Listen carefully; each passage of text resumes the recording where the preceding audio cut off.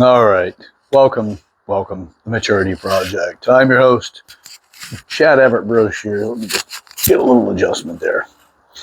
And today, look, some of my most engaging content that I put out, because I try to post on a daily basis, so 7 unique postings a week.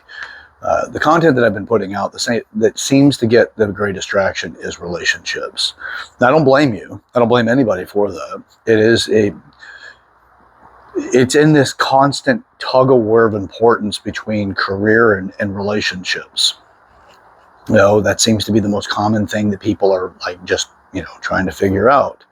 So it's fascinating to me that it's something that is so incredibly important to people, but yet nearly no one puts in the kind of effort that really makes it better, right? Like if you think about fitness, well, you don't know much about fitness. You join a gym, you buy some books on nutrition, and you just start learning, right? Or you might not get there yet. You start off in the beginning, you're like, I don't know. And you start talking to people and asking questions. You're showing interest in a topic that you know little about, but you're willing to put in the work because, well, it actually typically is associated more with relationships, but it can also be for business in some instances. When it comes to the importance factor, anyway, so we're going to spend time trying to figure out how to lose weight effectively and build muscle effectively. Now, I'm not saying like high end. I'm not saying professional league. I'm not saying becoming the world's greatest golfer or conditioning for the Olympics or anything like that. I mean, just in general, the amount of work that somebody's willing to put in on their fitness seems to significantly outweigh the amount of work people are willing to put into their relationships. Even with their career, they seem to be more interested in putting in time than their relationship. So here's something. If you spend 40 hours at work or 50 hours at work, where do you spend the rest of your time? Well, some of that might go to commuting. Some of that may be your personal time, like bathroom stuff like that, but it's a very small amount. The rest of it's going to be with whoever it is that you find to be your significant other. But yet we're like, okay, we just try to treat this like it's an autopilot thing. Oh, well, I'm just going to everybody knows how relationships are. I'm going to common sense you into it's aggravation, right? Or just an all-out fight, because we never discuss exactly what the relationship is supposed to actually be defined by. How much time do you need? Like the core values. I've talked about this many times. The core values that are necessary for you. So the I core values, there's 3 of them. There's 3 different levels of core values. The first one is the I core values. Nobody else is responsible for this. You need to take care of you. That's it. Your core values. What do you need for you? What is your alone time? What is the time you need to pursue the things in your life, not just your career, but just anything in your life that you want to accomplish with or without anyone else, but you will be at the center of it for yourself. You have a plan to go to Europe. Well, your plan to go to Europe is you. If somebody else joins you, that's another conversation, but that's your plan. What time do you want to go to bed? Well, what time do you need to go to bed so that you're taking care of yourself? What time do you need to wake up? What kind of foods do you need to eat? Things like that. That's I core values. That's all on you. The we core values are typically, if people talk about their core values in a relationship, it's the we core values and they don't really address the I. And they don't know how to teach their partner what they need so that they take care of themselves. And then they kind of expect their partner to give that to them, even though it's never been discussed. So anyway, this is going to get important because it's going to build into the next thing, which is exactly one of my other comments that I've recently got about, a polygamous relationship, or a girl that was involved in a polygamous relationship, or just being open and then deciding that she wanted to become monogamous. So anyway, we'll get to that in a second. So what we do is in these relationships, we're not defining anything. By the way, you want something? Take a second, pause the video right here. Now, before you come back, hit the subscribe button. Subscribe to the channel. Like the video if you're getting something out of it. Now, the other thing that I want you to do is I want you to define love. What is love by definition? Don't look it up on your phone. Don't look it up in the dictionary, anything. What is your working which your working definition means what your definition is that you live your life by. What is your definition of love? If you say love is love, slap yourself. Look in the mirror, slap yourself. You can't teach anybody that. You need to have something to define it by. You don't define a word by the word. It doesn't work that way. You have to give it some descriptive value. Write it down. Exactly what love is by definition. Then turn this video back on and we'll continue on. Okay? Incredibly important, because how many people are looking for love? Well, if you can't define it, good luck finding it. You're playing the lottery, and somebody may be 75% in line with your definition of love. But that 25% can be the thing that completely causes all kinds of chaos and divorce and the worst things that can come out of that. And it's so incredibly minuscule by comparison to the other portion that you align with. But this is the way that we seem to do things. And our support systems tell you, oh, that's your ex? Oh, I bet that's a son of a bitch. I bet that's a real bitch of a person right there. Oh, yeah, your ex, that's a bad person, I'm sure. Because they're your ex, of course. And I have a loyalty to you. And I'm your support system. So I'm going to do what I can to ruin that person by our conversation. So I got no allegiance for that person. I'm all for you. That's not a support system. That is like this weird sycophant process to make you just appreciate the person that's there, which, who knows? They may be saying all the things, so they just want to hook up with you too. Who knows? I'm not saying they are. I'm not trying to play the cynical direction. What I'm saying is we don't define relationships. So the I core value, the we core value, so back to the core values, I core value, we core value, which is your what do you guys have as core values between you and the person that is involved in the relationship? If you're in a polygamous relationship, again, I'm not promoting and I'm not downing it. It's just people have these relationships. I'm highly curious, so I get engaged with a lot of different people to find out what they're going through and how to help them, or to understand what they're going through so I can possibly help somebody else along the way, and maybe satiate my own curiosities and understanding what the hell they're doing, and what it's like to go through those things. I don't just mean the acts, potential sexual acts. I mean a lot of things. So anyway, all right.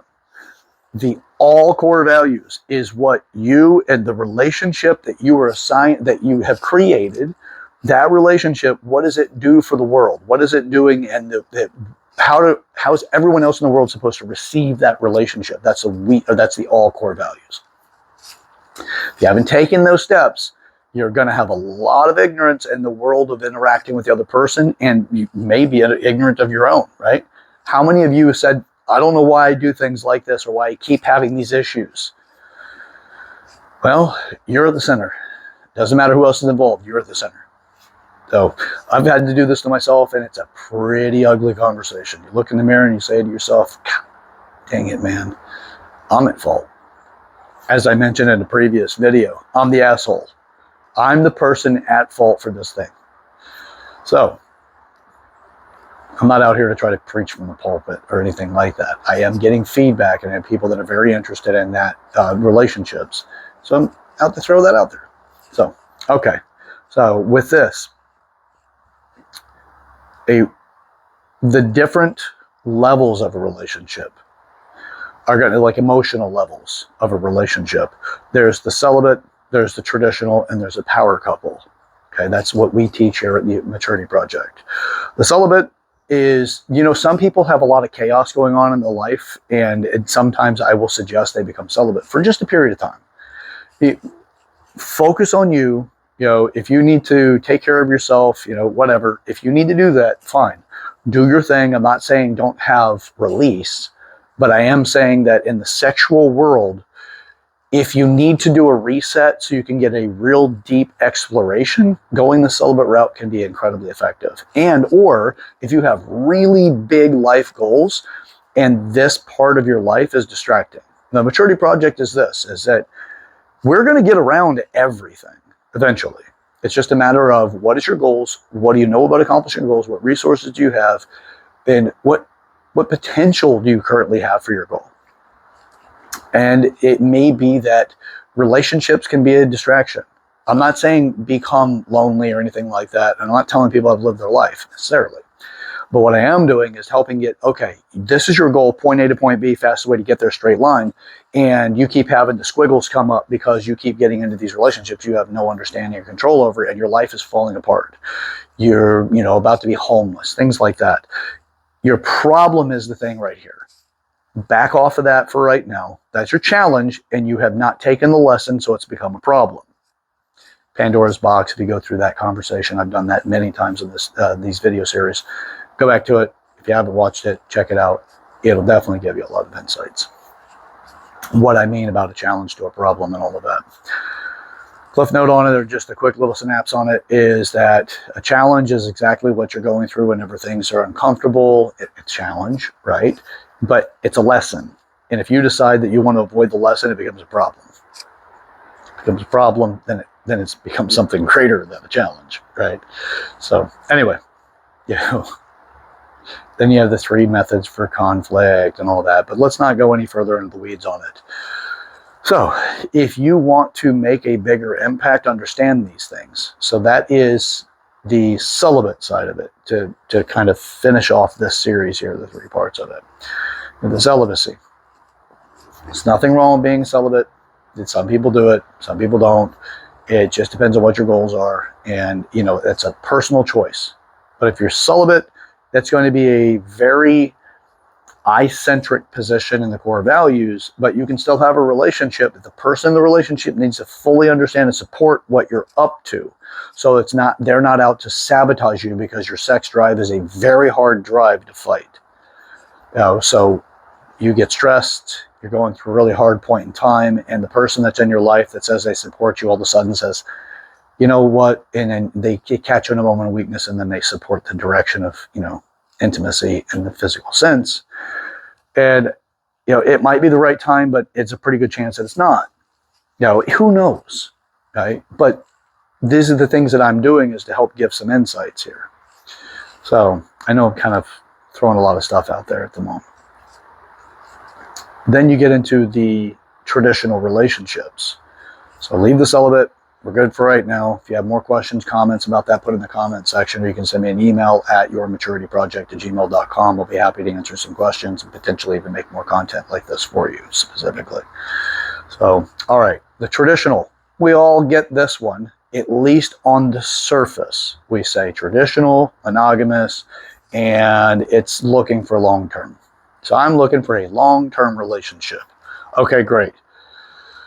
Do the core values. The I, we, and all, and they have to be done in timelines. Then you share the I value with the person that you want to be in that long-term relationship with, but they also should be doing, or they actually need to do, their own I value for you to take a more mature approach to this. So you both have your I values done, you sit down, you go over that, and then you say, okay, I understand you, you understand me, enough that we have a depth of workability. So we're going to run into fewer arguments out of ignorance. And now the only real arguments we're going to run into is some of those little weird spots of ignorance we don't know enough about to even talk about it right now. Or areas that I intentionally am trying to provoke you, or I'm making some changes and it might change for me. But you're at least reducing the ignorance category of fights. I didn't know that was going to upset you, that you're just reducing that. That's an intentional thing. When you do it, you're going to be in a better spot because now you understand each other better. So, all right. Now, you've discussed the I values, and you talk about the we. We agree we're a partner. We're going to do this thing. How do we want the world to receive us? If we go to a wedding, what do we expect people to understand about us? I'm sorry, that's the all. The we is, when we are together, this is what we expect of each other and how we are nurturing our relationship. I apologize. I mentioned the all way too soon. The we is just, again, it's how do we nurture our relationship by bringing us to it. That's our I values connecting at the same place. So how do we do that in a way that we don't take from each other, but we complement and develop and nurture each other in this relationship? We strengthen our bond. Okay. Then you go into the all, and the all is, hey, how do we want the world to understand who the hell we are? What are we up to as a relationship? Now, this is in the long-term relationship is still what are we up to as a relationship to the all. And that's just simply like, hey, we're unmesswithable, right? If somebody comes along and says, hey, I think your wife's incredibly attractive, I'm not saying it to you, but I'm actually thinking it to myself, and I'm going to see if there's an area of vulnerability or weakness. When you've done this kind of work and you're in the traditional monogamous relationship, your relationship is more likely to be unmesswithable. They're not likely going to be able to get to your wife or your husband because you have done the work to armor up your relationship, because you understand people are people and you both are working on something together. This is more of the traditional sense of like family, and then long term, just like, hey, it's you and me. The rest of the world can do whatever the rest of the world's going to do, but it's you and me, and we're doing this thing, and we're going to create the family we create. That's a traditional. The power couple side is almost always traditional plus business, or traditional plus purpose and making something different in life. Beyond just your family unit, it is, hey, we're going to be multimillionaires or billionaires or whatever like point of financial accumulation is. They could be, I want to be Beyonce and Jay-Z, or, I don't know, whomever else is going to be out there, Trump and Melania or whatever. So they have that, I want to be these people, or I want to create our life to be like that. We're going to hustle together. We're going to build a company together. We're going to study and work with each other's strengths, but I know you're my person. I'm your person. We're so into this that no matter what, we're going to get our goals. We're going to eat, sleep, and breathe this stuff. We're going to wake up first thing in the morning. We're going to go to sleep together. And everything about this is going to be about what our relationship does to create something amazing. Family can be involved in this too. It is basically, power couples are very common, but not necessarily. But most people in this scenario will be long-term relationship, add business or purpose to it. So you can have family, get everything that the long-term relationship has, but you're also my partner in everything that we do. That'll be the power couple position. Now that you know that, I'll go further into all of these. Right now it's kind of like an overview or a synapse on it. Right? It's just whatever. I'm just giving you a little piece of it. The other side of it is going to be the types of emotional openings that you'll have with the relationship. So that's the structure, the celibate to the long-term, and then into the power couple. Then you have the son of a bitch. Anyway, then you'll have the casual, you'll have monogamous, and you'll have the polyamorous, or the ethical non-monogamous. So those three areas. Casual, friends with benefits, is on the very bottom end of that pendulum, which is just, hey, you know what, I'm going to spend some time with you. Or it could be so far as in the furthest end of that spectrum is going to be, I don't even like being around you. I don't like you as a person. But I'm sexually drawn to you, and come over, we're going to do our thing. You're going to get the hell out of my house. Very far into the pendulum. That's like on the casual side. I got no interest in you as a person. You're just here to satisfy these pieces, and it is the closest step to prostitution, basically. But there's no money transitions or anything like that. It's just like, look, the exchange that I want is you to get this edge off of me, and then the same thing I'm planning to do with you, and then I want you out. Get away from me. That can be the furthest end of friends with benefits, or the casual direction. It's just the hookup concept, right? Then you get into the further end of the casual, which is going to be, and I've mentioned this recently as well, I have family functions, I have all this stuff going on, I just don't want to commit to a relationship of anything serious, but I would like to have a date around. I'd like to do things like putt-putt movies, go to theme parks, travel, whatever. We're going to keep it light, but we're going to enjoy some stuff together. That would be the other side of the casual. So monogamous, we all know what that's like as far as that goes. It's just, you don't sleep with anybody else, I don't sleep with anybody else. We keep this emotionally and physically between you and I. There are some distinctions in there. You may be, monogamous but open emotionally, but as far as the physical stuff goes, monogamous it's just you and me. Okay. Pretty standard, pretty traditional. The ethical non-monogamy is, I'm not going to lie to you. You're not going to lie to me. We're going to open this thing up. You can do it, and you have to have all kinds of conversations around this. This one is going to be the most contractual direction of all of them, because you have to go over a lot of things. Like, what are your triggers for jealousy? What's going to upset you? How do you deal with your partner with somebody else? Or how do you deal with being with somebody else, but also loving your partner? Or caring about your partner to the level that you want to make, that they are your partner. What kind of acts can you get into? What kind of dating scenarios? How much time do you need to spend with your partner? And how much time are you able to spend with the other person or other people? What are the genders of the other people? Are you using protection or not? All of those things. If you're going to be the ethical non-monogamy, you have to go through those things to be ethical. Okay? If you're like, oh, we're just not going to lie to each other. Yep, you're likely going to ride some pretty rocky roads with that conversation. Just because you don't lie doesn't mean the other person is going to do things that really upset you, or you do things that upset them. Now, you want to do everything you can in situations and relationships like that to make the most mature version of that relationship you possibly can. So it is possible. I know people in the lifestyles that are incredibly successful at their relationships and in actually a lot of places in their life. And I absolutely adore the fact they put in that kind of work. So it's a maturity that I am attracted to in that sense. So if you want to get into that life, you really do need to do some work. I can create courses for that, for people to at least understand, hey, these are the things you need to go over, and this is how you discover other pieces of the things you need to go over. Because a lot of this stuff is going to be very commonly in that category, the ethical non-monogamy. It's going to be very common that the excitement of the moment or the situation or the kink or the fantasy can supersede other values about what's necessary to nurture their relationship, their core relationship, their primary, whatever the reference is. There's going to be a lot of work that needs to go into that in order to not upset that relationship. Now, it's not, there's just, look, if you're going to get into it, you're going to learn some lessons, or it's going to turn into problems, because there's going to be challenges.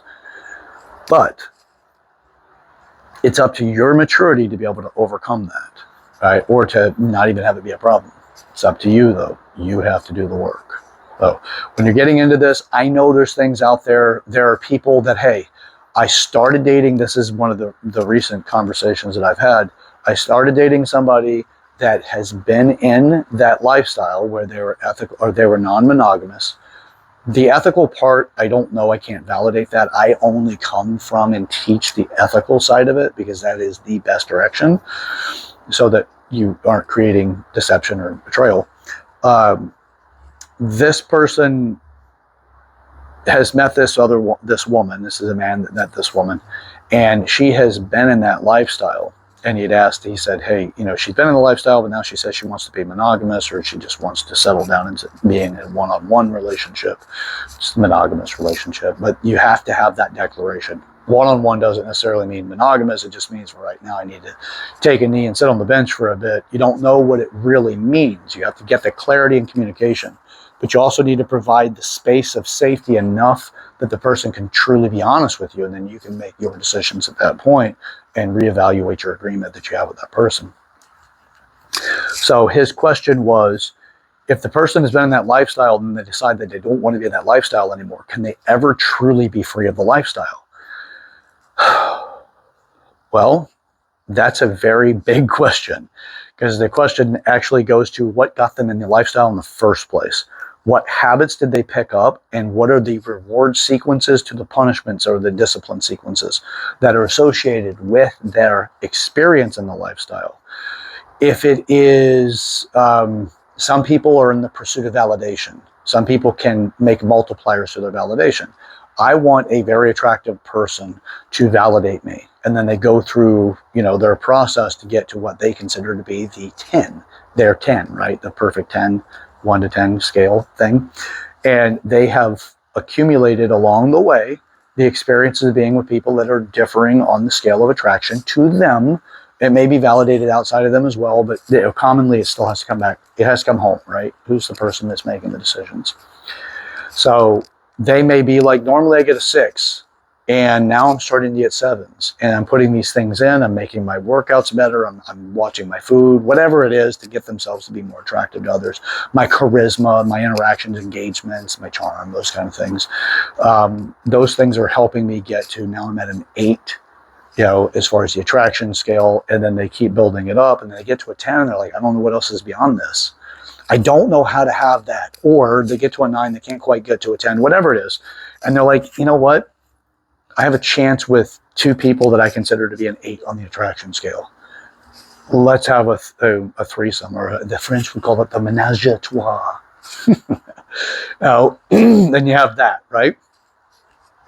Now there's a habit. Now there's a physical experience that obviously is occurring.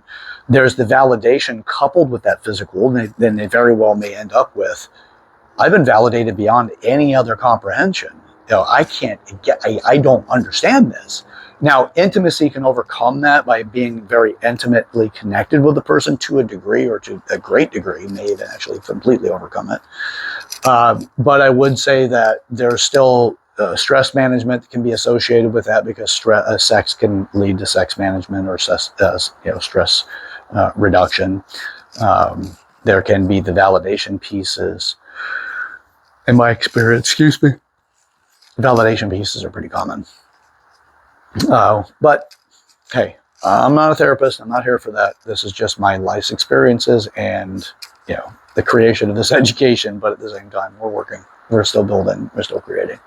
So, but why I went on that to give that much information is that it might not be, that person may have a trigger that stress has the coping mechanism built through sex as a trigger for them. Stress triggers the sexual satisfaction route for coping. And you know what? Right now, they just went through some hardship. They got a significant degree of challenge about their own validation. They feel like they're somewhere lower on the attraction scale, whether it's physical or emotional or whatever. Their value systems have made them feel diminished. And they're like, you know what? I don't want to do this anymore. I want to be monogamous. I want to have safety. The other stuff is too risky. I'm not just talking about like the potential of disease, but I'm also talking about the potential of emotional damage. So, or even the possibility of physical. And some people have gotten physical over not being able to be mature enough about a relationship, especially a sexual relationship. So you may have that causes the person to say, hey, retract, I just want to be with just you, or just monogamous moving forward, that's it, because of the fear of all the other stuff. Well, once that stuff starts to disappear, I don't feel as scary or fearful anymore. And I met somebody that, hey, they hit that 8 or 9 or whatever the heck their attraction level is, or that they may have that, it may not necessarily be the physical attraction that gets them. It may have like a kink sync, right? Kink sync. It's like, you notice that somebody says something, one person may be like, you know what, I really like to be called, a good girl. And the other person says, yeah, I like to be called daddy. That can be a kink sync. And they're like, you know what, you're not traditionally the level of attraction that I normally get involved with, but you have triggered my kink. And I really have a lot of attention right now that goes towards you. Kink sync. So you may have that as well. So you get to that level of, I'm building this relationship with you, you're building this relationship with me, we're trying the traditional approach, back to the earlier part, right? We're going to go for the traditional approach, and we're going to go for the monogamous, or, we're going for monogamy. I'm building my future concepts of the way my life is going to happen based off of you being involved.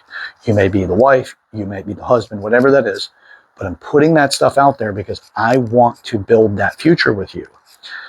And then now it's like, okay, I would not do the other relationship because that's not my thing. But I'm going to do this one with you because of that. And I'm going to build this stuff with you. And then you may physically build like a house, you may create a family, whatever, but that person may still have those things lurking in their subconscious or in their psyche, where they're like, you know what, I didn't realize this, but we just hit some financial downturns. We're going through some stress. I don't know about the bills, the kids are really bothering me, whatever, and I need to get this stress off my back. Alcohol doesn't do it the same, or alcohol can be a compound factor, or other drugs, whatever it might be, or may not be any of that. And sex itself might be the drug, if you will.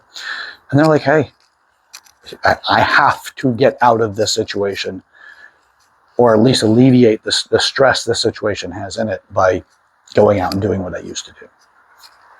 It could be that as well. So, is it something that can be rehabilitated? That would be for a therapist. It's not what I'm here for. I would say a psychologist, personally, not a counselor or a psychiatrist. So, but anyway, I'm not here to tell people who to see. That's not what I'm up to either. I'm just saying, hey, you probably should look into that a little bit deeper. But anyway, all right. So if you want to understand more, if you're really interested in this subject and you'd like to get more information out of this, if you want me to make a video specific but take out some of the information as far as like making you somebody that can be identified, I'm happy to do it. The Maturity Project is not all about sexuality, but hey, this is one that people are really showing interest in. And I do have a lot of background when it comes to sexuality. That's one of my it's one of the strongest areas of maturity that I have in myself. But it doesn't mean the rest of them are lacking that far behind. But it is one of the 8. This is probably the most developed.